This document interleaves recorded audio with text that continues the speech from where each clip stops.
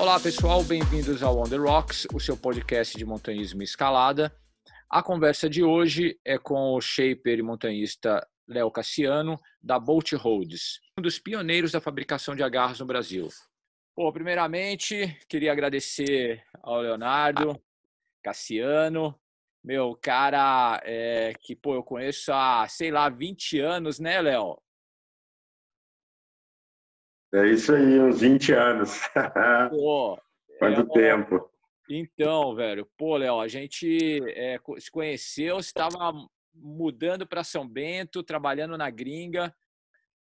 Você foi um grande pioneiro da fabricação de agarras, de escalada, me ajudou muito nos campeonatos que aconteceram nos primórdios no Brasil. E, eu queria falar hoje um pouquinho com você, entender a sua história. Eu queria saber como que você enxerga o mercado da escalada esportiva indoor hoje no Brasil. A coisa mudou muito desde que você começou, né, meu velho? Então, muito obrigado pela participação, Léo. Você pode falar para a gente um pouquinho como que você entrou nesse lance de fabricar agarra, Léo? Bom, eu já imaginei que essa ia ser a sua primeira pergunta. Bom, tudo começou, cara, no final dos anos 90. Eu morava em Ribeirão Preto e comecei a escalar e me mudei para uma vila alternativa que tinha lá. Alugamos uma casa velha, um negócio velho, só para poder estar perto da parede de escalada que tinha lá dentro. Que era de uns amigos de um amigo. E eu queria escalar, eu precisava estar no meio disso e foi aí que começou tudo, né? E lá tinha essa parede que eram agarras direto no muro, numa vila bem legal, assim, saía de um porão e as agarras eram espalhadas. E na época eram poucas agarras de resina, muita madeira e pedra na parede. E ali eu já me envolvi, comecei a ter interesse, naquilo.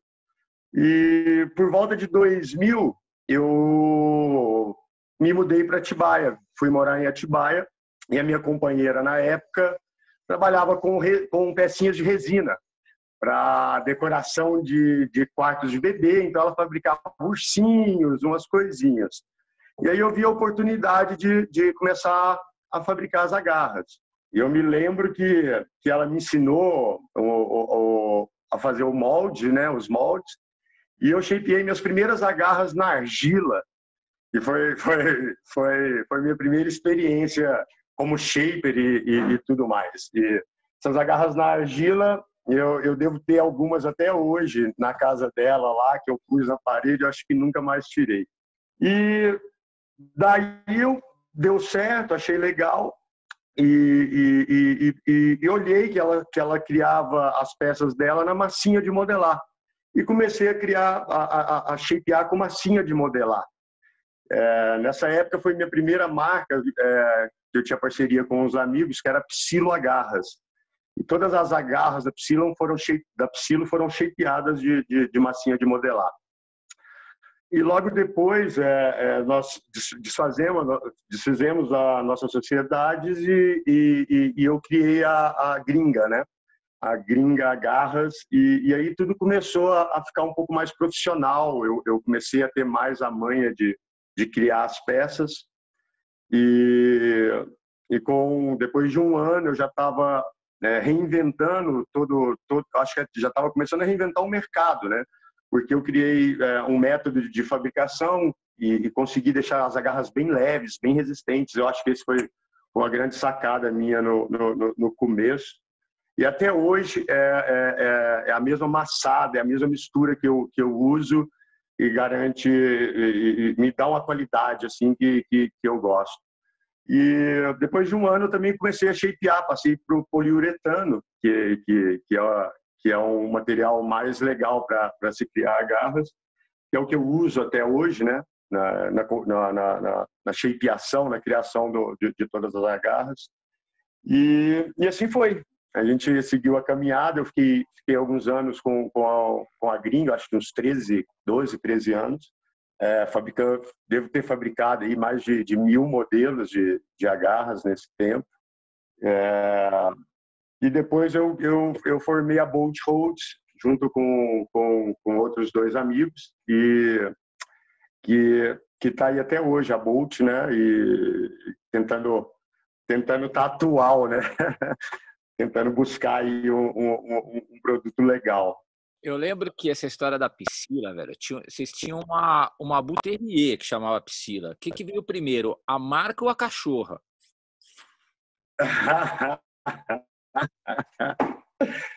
Puta, cara, foi engraçado, porque assim, foi a minha primeira marca nem foi a Piscila, foi assim, resolvemos criar e num dia assim, olha, vai chamar Voodoo Agarras, né? Era eu, o Luiz e o Charlie. E aí vamos fazer Voodoo, e criamos algumas agarras Voodoo, aí de repente chega o Belê e fala, cara, mas tem uma Voodoo.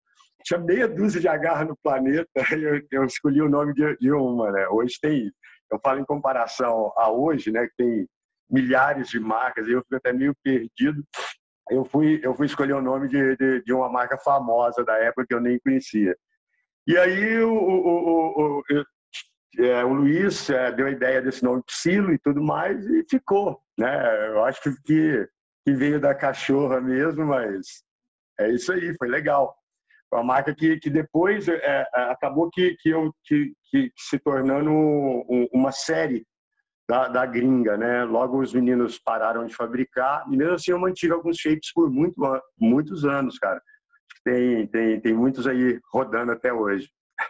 História, legal pra caramba. Eu me lembro dessa vocês alugaram um galpão aqui em São Bento e, meu, todo mundo trabalhava junto. Daí, a hora que via, meu, um tonel de resina tava vazando. Pô, velho, no início, meu, todo mundo era muito amador, né? Cara, era muita bagunça, né, velho?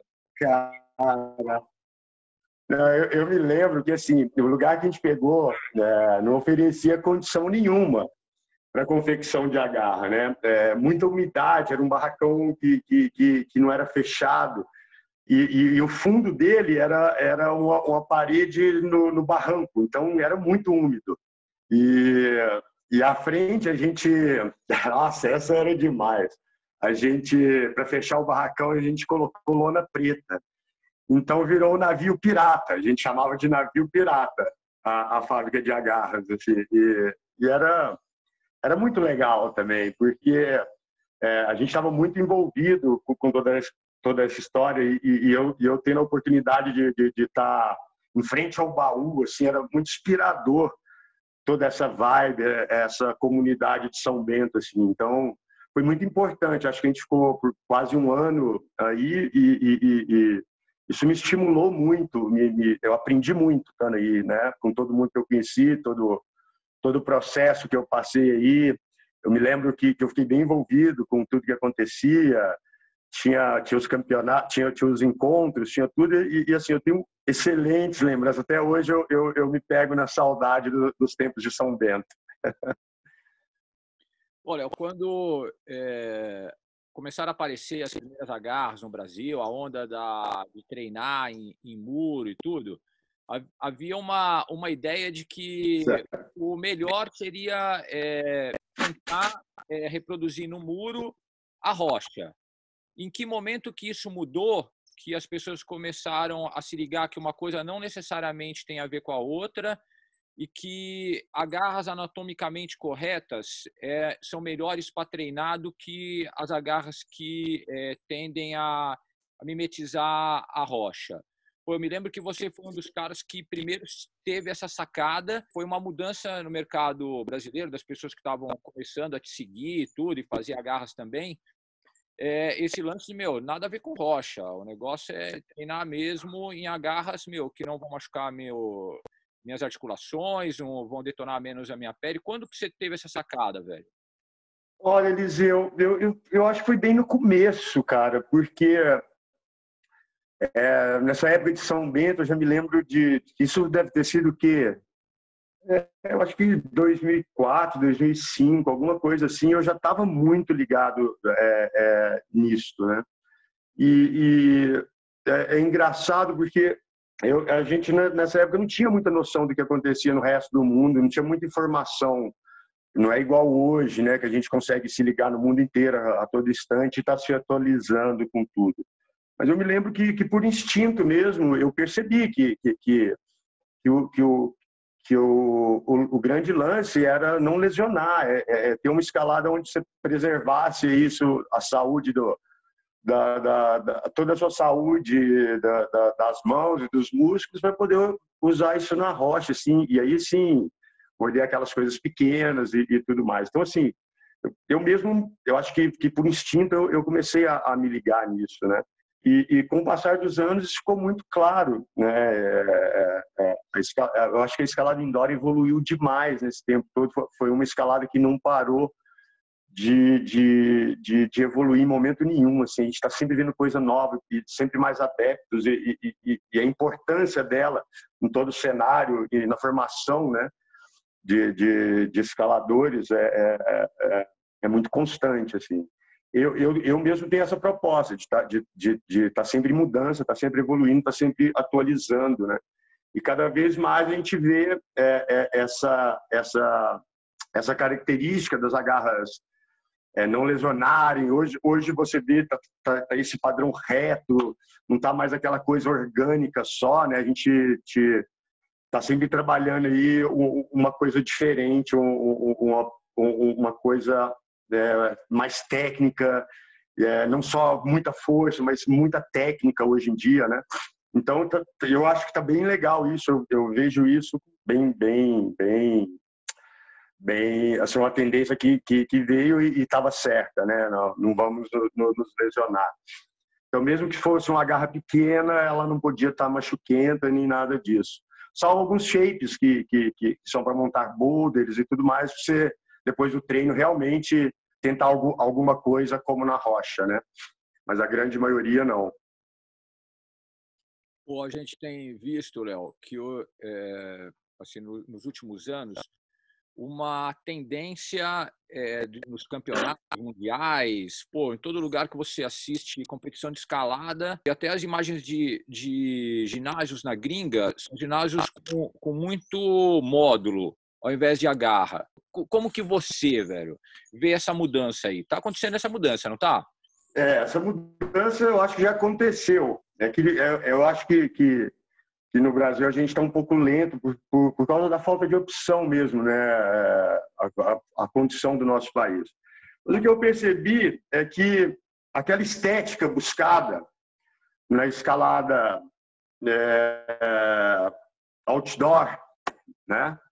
Toda aquela beleza, porque você viu a escalada evoluindo junto com a fotografia e com as imagens, assim, a busca das linhas perfeitas, do visual. Essa é uma busca, eu acho que, do ser humano, né? Pela beleza, pela estética. E o que eu percebi foi que isso veio para o ginásio. Eu estava vendo a sua entrevista com o Paulo Gil e com a Lê, e vocês falando das rixas e não sei o quê, de todo esse lance do escalador meio que travar no novo, né? A gente vai vendo as gerações vindo, as coisas novas acontecendo, e tem sempre aquela briga.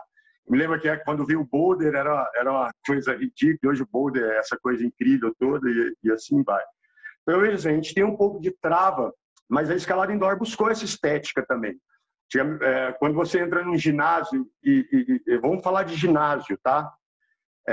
O treino em casa, eu concordo com você, as paredes são pequenas, a gente precisa ter muita possibilidade. Eu me lembro que eu ia nos ginásios, me sentia poluído, né? Porque aquela quantidade enorme de vias de agarras, várias cores, tudo misturado. E para quem está no meio ali, para quem monta as vias, os root setters e tal, tem uma leitura, uma visão. Mas eu chegava assim e achava aquilo tudo muito poluído.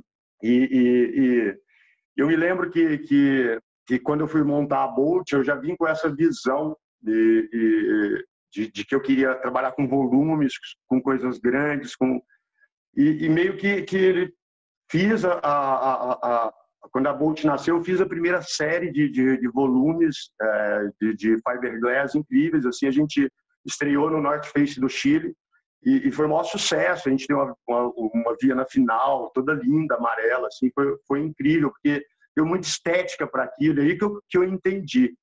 E comecei a buscar isso, mas o mercado nacional foi exigindo da gente manter aquelas agarras de resina, ter aquelas agarras comerciais e tudo mais, e eu querendo buscar aquilo, né? E acabou que eu consegui agora, no último ano, chegar no tempo que eu brinquei, peguei todos os moldes da Bolt, parei, joguei fora, alguns eu doei, permiti a fabricação de um concorrente parceiro. Ele falou, pode fabricar para não faltar no mercado. Eu decidi que eu ia investir um pouco nessa estética e nessa coisa, né? Focar meu tempo nisso.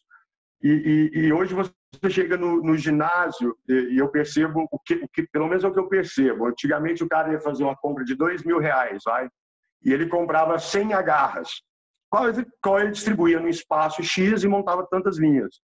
E hoje eu vejo que o cara prefere comprar 6 volumes com esses mesmos R$2.000 e montar uma linha só naquele espaço e ela acaba tendo mais giro, mais estímulo, porque é diferente, é novo, é muito visual, sabe? Assim, é muito limpo. E eu percebo que isso está vindo, que isso está acontecendo, que isso é concreto, assim, que essa estética, esse visual, essa coisa de trazer o belo, da arte, tá? Eu vejo muito a arte, porque o que eu faço eu entendo como arte. Shapear, criar essas peças incríveis. Depois, quando eu passo para o root setter, ele vai criar arte com essa arte. E aí depois vão vir os escaladores e vão participar dessa arte. Então, eu acho que está rolando isso. A gente tem que ter um espaço para tudo agora. A gente tem que ter espaço para as agarras pequenas, para as agarras grandes, para essa evolução. Eu acredito que ela vai mudando e vai mudando, porque nunca parou, né? Desde que eu comecei, aí mudando, né? E eu acho que não vai parar nunca. Assim como todos os esportes, todas as modalidades da escalada e tudo mais. A gente está em constante evolução, essa busca, né, do escalador pela evolução está nisso aí também, né? Pelo menos é o que eu acho, o que eu percebo. Bom, a sua motivação mudou em todos esses anos, Léo? Você acha que continua a mesma? Você, cada vez que entra no seu ateliê, na sua oficina, depois para fazer as agarras. Eu também sei que você é um cara bastante exigente, não tem muita gente trabalhando com você, você prefere ir lá fazer você mesmo. O que isso mudou desde que você começou até hoje? Cara, eu tive... A gente tem altos e baixos, né? Teve uma época que eu me estressei bastante, foi quando eu vendi a gringa. E eu precisei dar um tempo, e eu dei esse tempo, acho que foram 3 anos, e foram suficientes.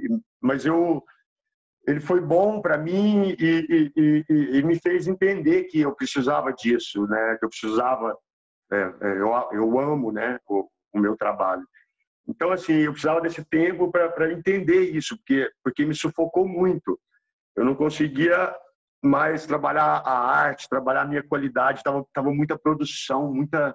sabe, ficou muito pesado para mim. A dificuldade de uma mão de obra especializada atrapalhava muito. E hoje eu consegui equilibrar isso, e hoje eu acho que a minha fase que eu me encontro mais motivado, Eliseu. Eu acho que o amadurecimento me trouxe no lugar que eu precisava. Então, assim, essas últimas mudanças que eu tive nos últimos anos aí foram bem o reflexo disso. Então, exatamente 1 ano atrás, eu me mudei para uma cidade menor. Eu morava em Atibaia, me mudei para uma cidade próxima, chama Piracaia, e vim morar dentro de uma reserva e sozinho, né? Eu tinha acabado de terminar meu casamento, depois de muitos anos. E eu resolvi me encontrar aqui. Foi aí que eu consegui me entender realmente, me valorizar, na verdade, como shaper, como criador de agarras, e entender que aquilo era o meu processo que eu mais amava. E entender também que ele não estava sozinho, né? Que não adiantava eu criar a peça mais incrível se eu não tivesse todo o conhecimento de chegar na peça final e participar de cada pedacinho dessa etapa. E aí, o que eu fiz? Eu enxuguei, parei de fabricar um monte de coisa que eu não queria e comecei a focar em poucas coisas, mas com o meu melhor, com o meu máximo, assim, né? Cara, eu devo ter jogado fora, eu devo ter jogado fora quase 200 modelos de agarra da Bolt, que eram incríveis e tudo mais, mas que para mim já não eram mais. Eu tenho uma necessidade de inovar, de estar fazendo novo. Isso é que me inspira. Então, eu estou numa fase totalmente criativa, Eliseu, muito criativa. Eu te falo que todo dia eu acordo às 4 da manhã, que é o meu horário, assim, saca? O cara sozinho, eu não tenho TV, então, assim, eu me mantenho só na internet, eu já não me perco mais em programas de TV, não me faz falta. Então, meu foco é todo no meu universo aqui da escalada indoor, da minha criação.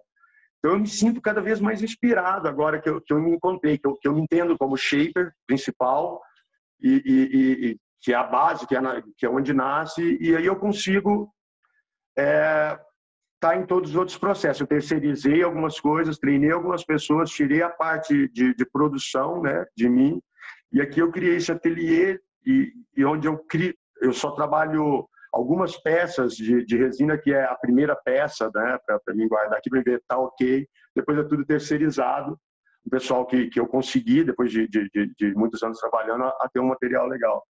E é isso. Então, eu me encontro no meu momento mais inspirado, inovado. Eu crio o tempo todo. A minha série de outubro ela já está praticamente saindo de linha. A minha proposta agora ter uma vida útil para cada shape. E assim, é a vida do molde. Vão ser tiradas, por exemplo, 50 peças daquele molde e o próximo será uma coisa nova. Eu quero manter esse mercado vivo assim, né? Eu não quero ter muita coisa, eu quero ter pouca coisa, sempre trocando, inovando, né? Com qualidade, né? Isso tá legal, tá funcionando muito bem. O equilíbrio da minha vida melhorou. Não entra tanto dinheiro, tanta pancada, mas não tem tanto trabalho. A qualidade fica muito boa. Eu não passo, eu não fico triste quando eu vejo uma peça, porque eu fico muito triste quando eu vejo uma peça minha mal feita, né? Isso não está acontecendo mais porque realmente eu foquei naquilo que é legal, que eu quero fazer, entendeu? E assim eu consigo mostrar melhor e sei lá, trazer até o cenário da escalada, mais atualizar com o que está lá fora, porque é muito difícil você conseguir trazer as agarras de fora, né, os volumes, essas coisas caras. Mas é meio que isso. Léo, como que você sente a entrada da escalada nas Olimpíadas? O que isso nos afeta? Para bem ou para mal, né? Eu gostei muito. É uma pena que essa confusão toda desse Covid atrapalhou. Atrapalhou não, né? Atrapalhou o planeta, mas eu fiquei muito empolgado quando eu vi aquilo. Aquilo me trouxe, né, valorizou muito o meu trabalho. Eu acho que valorizou muito a escalada, né? Eu acho que os olhos do mundo se voltaram mais para o esporte.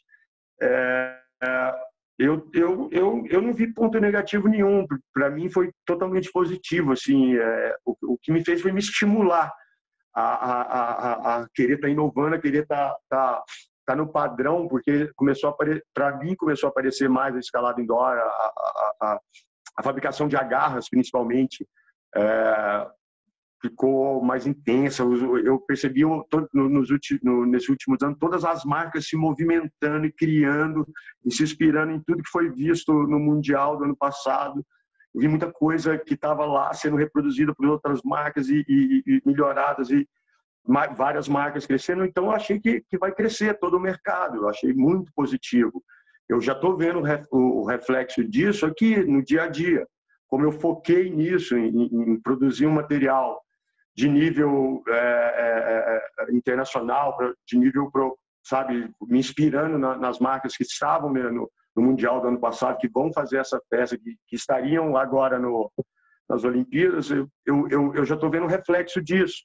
minhas vendas agora, desse material que eu criei inspirado nisso ou vendo isso, foram bem legais. Foi exatamente o que está me mantendo aqui. Inclusive agora, que é nessa época de Covid, assim, eu estou conseguindo manter a empresa, né? Justamente porque eu vim com esse novo, com esse lance, com essa inspiração de tudo o que está acontecendo nesse cenário agora. Pô, legal, Léo. Pô, realmente deu um boost no nosso mercado. Várias pessoas acabaram conhecendo a escalada por conta das Olimpíadas. Teve muita visualização, visibilidade. A gente teve muita visibilidade do esporte, mesmo que seja só o indoor. Eu acredito que vai trazer gente para o universo outdoor também. Léo, o que você pensa cada vez que você senta para modelar uma garra? Eu me alimento muito, o tempo todo, né? De informação sobre o mundo, né? Das agarras. Acho que os shapers, em geral, hoje no mundo estão ligados. Era uma coisa que eu não conhecia até pouco tempo. E hoje eu tenho uma ligação já com essa trupe aí, né? Então, assim, o tempo todo a gente está se inspirando de todas as formas, assim, e muita coisa que me surge, às vezes, de ver alguma imagem, de ver alguma garra, ou simplesmente de ver alguma escalada, de ver alguma escalada outdoor. Eu estou sempre visualizando os movimentos, as pegas, o formato de todo tipo de rocha. Isso meio que já fica dentro ali, é uma coisa que está no meu subconsciente. E quando eu resolvo, tem duas formas, né, que eu crio, assim, que eu tô. Com certas peças, eu tenho um plano delas. Olha, eu quero uma série assim. Eu faço alguns esboços, desenho e imagino a série. E vou para a sala de criação já com aquela ideia pré-concebida do que eu vou fazer ali, a ideia de cada shape, do tamanho de cada shape dessa série, que é bem legal, né? E isso é bem legal. Como uma série que eu lancei de abaulados, né? Que tinham todos os tamanhos. Então você vai ali, olha, eu vou fazer abaulado de 20, 30, 40, 50, 60 centímetros de diâmetro. E aí eu tenho que fazer aquela coisa, né, que está na mente ali certinho e tudo mais. É gostoso, é legal, mas é diferente, por exemplo, de quando eu estou super inspirado. Não estou me programado para shapear nem nada. Eu acordo de manhã, vou fazer um trabalho e dou uma olhada nos blocos de PU em cima, assim, e visualizo alguma coisa. Aquele momento é incrível para mim. Aquele momento, eu pego a peça, não tenho noção do que ela vai ser, e aí simplesmente flui. Aí eu pego aquele pedaço de PU cortado, todo irregular, e tá ali. É alguma coisa desse meu subconsciente que está gravado ali. E é muito gostoso, é a parte que eu mais gosto. A peça vai surgindo, ela vai ficando incrível. Eu me dedico horas e horas a ela, até ela ficar perfeita. E dali surge uma série, ou surge só uma garra simples, aquele dia, aquele momento. Então eu tenho esses lances. Eu gosto muito desse momento de inspiração do nada, assim. Ele acontece a qualquer hora do dia ou da noite, na madrugada, assim, me dá essa vontade louca de criar, e é muito legal isso. Isso tem acontecido muito, o tempo todo, nesse meu momento. Nesse janeiro para cá, eu tô numa fase muito criativa, e isso está aflorando o tempo todo. Eu gosto muito de criar. Eu tenho muita coisa pronta que eu nem pus ainda e está lá prontinha, aguardando o momento certo de entrar no mercado.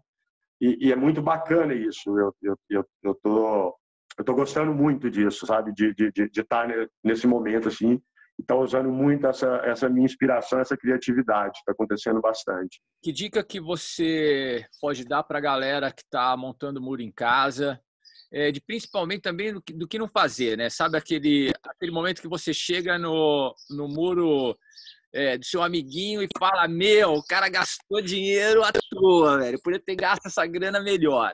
Dá uma dica pra galera não dar essa vacilada. Assim, a gente tem certos vícios, né? Eu tava rindo aqui esses dias, porque a gente aprende a fazer as coisas de um certo jeito e às vezes a gente não percebe ali que pode ser diferente, né? Eu me lembro que a gente fazia estruturas muito robustas, né? Por causa daquele, quando eu aprendi aquele conceito dos ginásios, eu ia até o ginásio, via como era construído, e era tudo muito reforçado, né? Porque tinha todo aquele lance de uma escalada guiada, de aguentar, né, as estruturas gigantes. Mas nesse meu tempo, em todo lugar que eu morei, eu passei assim, eu nunca fiquei sem meu home wall. Eu acho que desde que eu comecei a fazer H, eu sempre precisei de uma parede em casa para teste, para evoluir. E no começo era feito só na gambiarra, um pedaço de madeira aqui, outro ali. Depois eram feitas com estruturas fortíssimas e tudo mais. E hoje, a minha última na Bolt, eu devo ter gastado R$ 500 para fazer a parede, velho. Foi ridículo. Eu tinha umas vigas aqui, eu encostei, travei pouquíssimo, um pedacinho de ferro, parafusei todas as placas, em vez de arrebitar, a gente tinha mania de arrebitar, aquilo dava uma mão de obra. E acabei que eu fiz a estrutura completa, assim, em menos de 10 horas, com um amigo ajudando a atrapalhar, assim, mais ou menos. Foi muito fácil, foi muito rápido.